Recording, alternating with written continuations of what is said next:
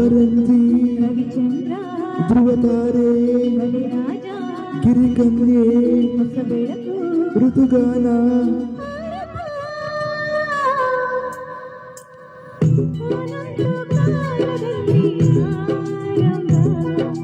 ಹೂವು ಮುಳ್ಳು ಪ್ರೀತಿ ಬೆಸುಗೆ ಆರಂಭ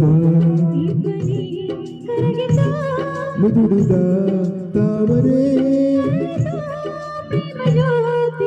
ಒಂದಾನೊಂದು ಕಾಲದಲ್ಲಿ